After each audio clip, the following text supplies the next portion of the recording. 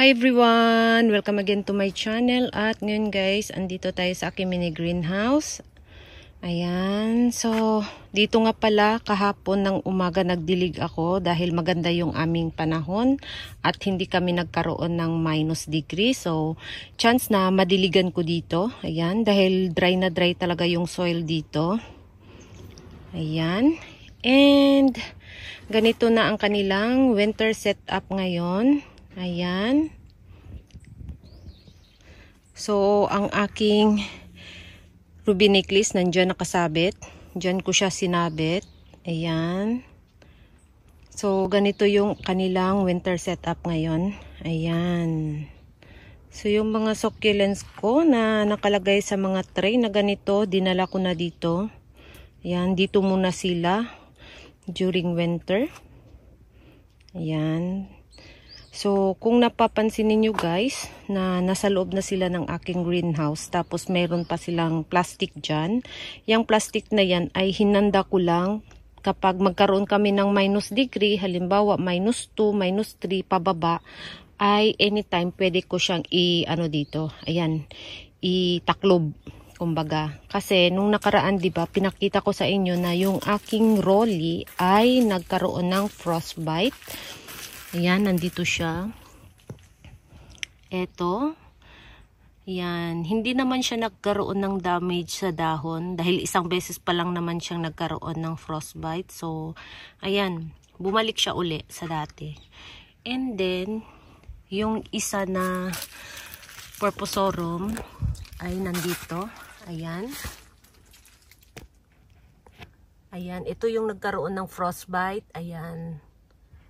Bumalik din siya sa dati at wala namang damage sa dahon. Ayan. So, yan guys. During winter, ganito muna sila.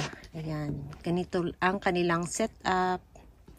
Ayan. Dito sila nakahilera lahat. Yung mga medyo malaki na. So, ang iniwan ko sa bahay ay yung mga babies at yung mga succulents ko na medyo maselan sa winter. And then, yung mga ginawa kong mga cluster, nandun sila sa bahay. So, itong mga nakalagay sa mga ganitong tray, halos nandito na lahat. So, ayun, para magkaroon ako ng medyo malaking space doon sa bahay. Dahil, nung kinolekta ko ang aking mga babies, medyo marami pa pala akong naiwan na babies.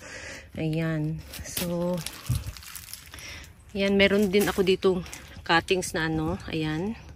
Blue jelly beans, galing yan sa luma kong mini greenhouse. So, yung mga nakalagay dito na mga succulents, ang iba dyan galing doon sa luma kong mini greenhouse. Ang iba naman ay, yung mga naipropagate ko na mga succulents. Ayan. So, yung iba maliit pa. Ayan. So, antayin natin next year kung ano yung magiging resulta nila dito. Ayan. So, mayroon na naman ako ditong itanim uli. Ito. Ayan. Si Rejoice. Itanim ko dito kasi ang ganda pala niya kapag lumaki siya. Meron akong ganito na nakalagay sa planter pipe. Ang ganda ng dahon niya. Ayan, so, ayan, maglagay din ako dito. Tingnan ko kung ano yung hitsura niya, kung nandito siya. Ayan. So, ayan, and then, ito nga pala yung ebony ko na nagkaroon ng damage nung summer.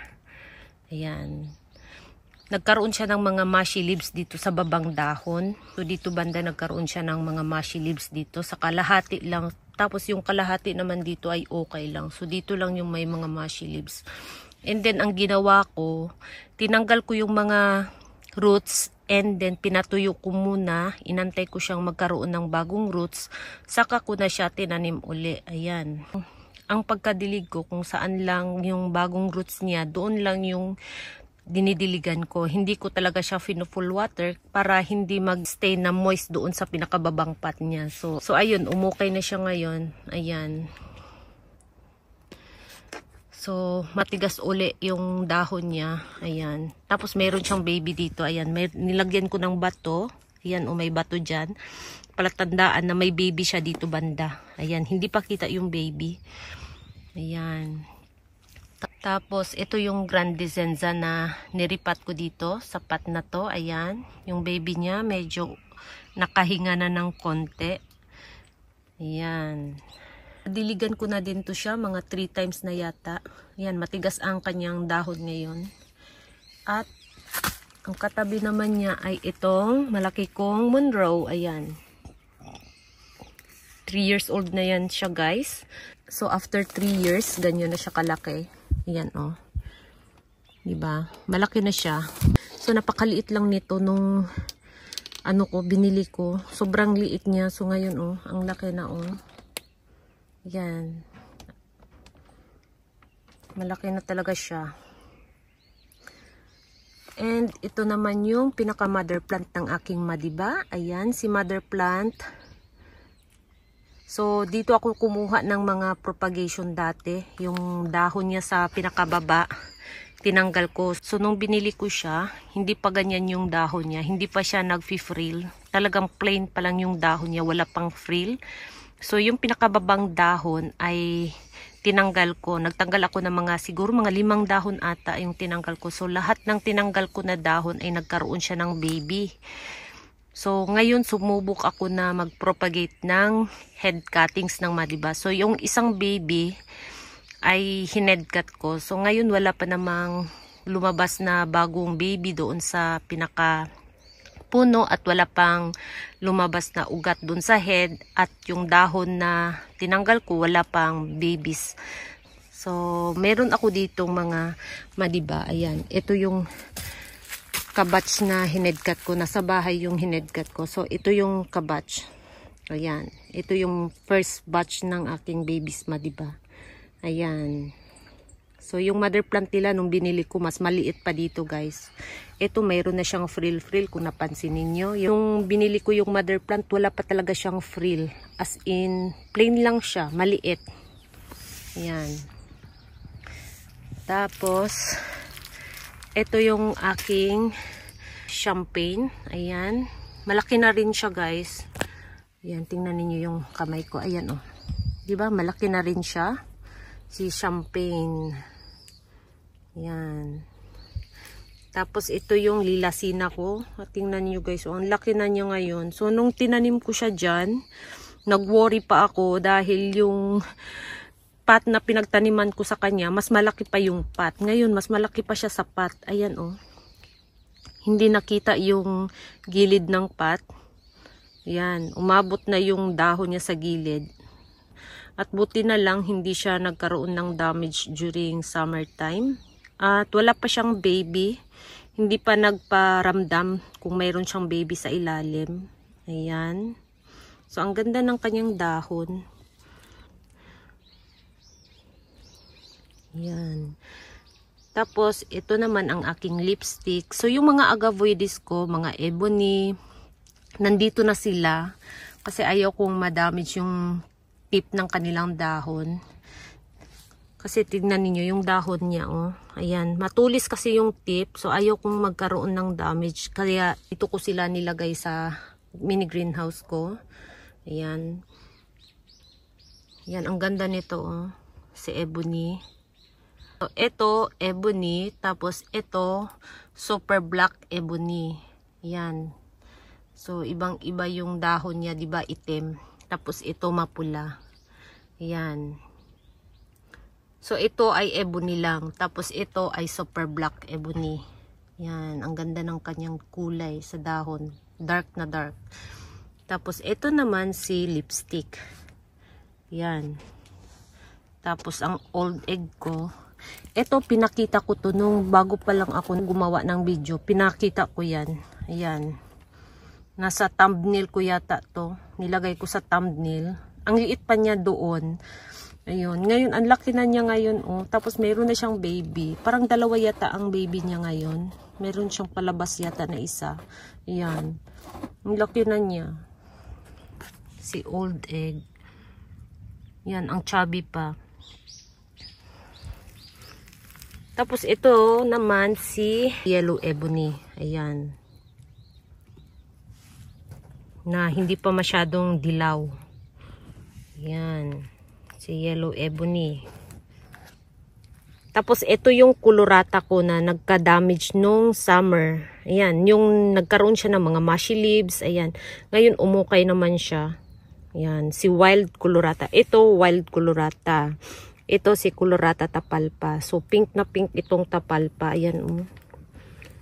Ang ganda ng kanyang dahon, guys. Pink na pink. Mafarina at pink. Tingnan ninyo dito, oh.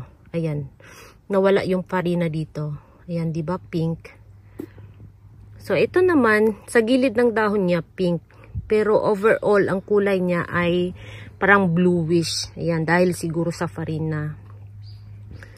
Tapos ito, Wild Colorata din to. Ito, head to siya. Ang pinakapuno nito nandito, ito. Ito siya. Ito yung pinakapuno. Tapos, naglabas siya ng isa lang na baby. So, mas malaki pa yung baby kaysa mother plant. Sige, pagtabi nga natin para makita natin yung kanilang, ayan. Ayan, oh, di ba? Ito yung baby. So, nakadikit pa rin siya sa pinakapuno. Ito yung head. Ayan. Hinedcut ko kasi. So, ayan. Pero kung napapansin niyo yung dahon, ito, mukhang bata pa yung dahon niya. Ito naman, matured na yung dahon, di ba? So, ayan. Ito yung baby, ito yung mother. Ito yung pinaka-head. Ayan. Kasi hinedcut ko siya. So, dito ko na lang siya ilagay. So, ayan. So, ito ilipat na lang natin. Ito naman si ano to, si Red Edge. Ayan. Si Red Edge. Tapos si Lipstick. Ayan. Hindi ko alam bakit. Magkaiba yung hitsura, magkaiba din ang kulay. No? Ito si Red Edge to siya. Itong hawak ko, Red Edge. Ito si Lipstick. Tapos meron din ako dito isang lipstick din. Ayan, ito naman si Lipstick to. So, yung pagkapula ng kanyang dahon, mas marami. Ayan, oh, mas kalat. Hanggang dito sa, ano, sa baba, diba? Mas kalat. Samantalang ito sa gilid lang. Tapos yung kulay niya, green pa rin. Ayan. Ito naman, green pa rin. Pero, ayan, mas makapal yung pagkapula niya. Tapos, meron din ako ditong lipstick. Ito din, lipstick din yan. Ayan. Orange ang kulay. Diba? Magkaiba yung kulay. Binili ko to sila puro lipstick. So, dahil yung kulay nga nila nung binili ko ay parang hindi sila magkahawig. Kaya, ayan, nagkaroon ako ng 3 lipstick. Tapos, ito naman Red Edge. Kasi ang pagkakaalam ko, ang Red Edge at lipstick ay iisa lang. So, ito, ang pangalan niya, Red Edge. Tapos, ito, binili ko lipstick. Itong 3. Ito rin, lipstick din to. Tapos ito din, lipstick din siya. Diba? So, kung napapansin niyo ang kulay, talagang iba-iba yung kanilang kulay. Yan. So, yun lang guys. Yan. Ang kanilang latest winter setup dito. Ayan. So, yun guys, uwi na ako kasi wala nang init. Nung nag-umpisa tayo, medyo mayroong pang init na natira dito banda. Ngayon wala na, ayan. So, thank you so much for watching and please don't forget to subscribe and like to my channel. Sa hindi pa nakapag-subscribe, please subscribe my channel at i-click nyo na din ang bell button para ma-update kayo pag nag-upload ako ng bagong video. Thank you so much for watching. See you on my next video. Bye-bye!